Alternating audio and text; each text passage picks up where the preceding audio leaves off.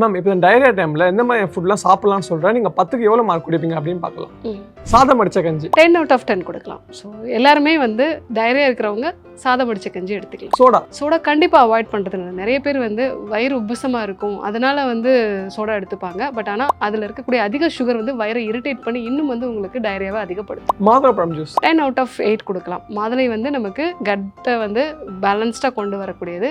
Diarrhoea இருக்கும்போது பால் கலக்காத மாதுளை ஜூஸ் வந்து எடுத்துக்கலாம். ஓஆர்எஸ் வந்து 10 out of 10 தான். பட் ஆனால் நம்ம இன்னைக்கு பார்க்கக்கூடிய நிறைய ஓஆர்எஸ் வந்து ஃப்ளேவர்டாக வந்து இருக்குது, பாட்டிலில் இருக்கிறது அதிகப்படியான சுகரோட வந்து டேஸ்ட்டுக்காக இருக்குது. அதெல்லாம் வந்து அவாய்ட் பண்ணுறது நல்லது.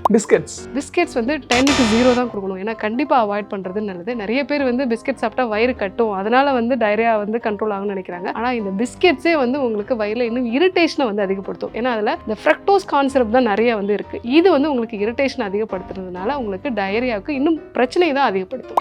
கெஃபைன் வந்து 10க்கு 0 தான் வந்து கொடுக்கணும். ஏன்னா கண்டிப்பாக அவாய்ட் பண்ணும். நீங்கள் காஃபி எடுத்துக்கும் போது வயிறோட அந்த மூமெண்ட்ஸ்லாம் இன்க்ரீஸ் ஆகும், வயிறில் இரிட்டேஷன் அதிகமாகும். ஸோ இது இன்னும் வந்து உங்களுக்கு டயரியாவை வந்து அதிகப்படுத்தும். கண்டிப்பாக காஃபி, டீ அவாய்ட் பண்ணுறது நல்லது. மோர் வந்து 10 out of 10 கொடுக்கலாம். ஏன்னா மோர் வந்து நல்ல ப்ரோபயாட்டிக். உங்களுக்கு டயரியா வந்து போயிட்டு இருக்கும் பொழுது உடம்புல நிறைய வந்து நீர்ச்சத்து இழப்புக்கும், அதே மாதிரி இந்த பாக்டீரியாஸ் எல்லாமே உடம்பு விட்டு போயிடும், நல்ல பாக்டீரியாஸ்லாம். ஸோ அது ரெண்டையுமே வந்து பேலன்ஸ் பண்ணுறது மோர். So 10 out of 10.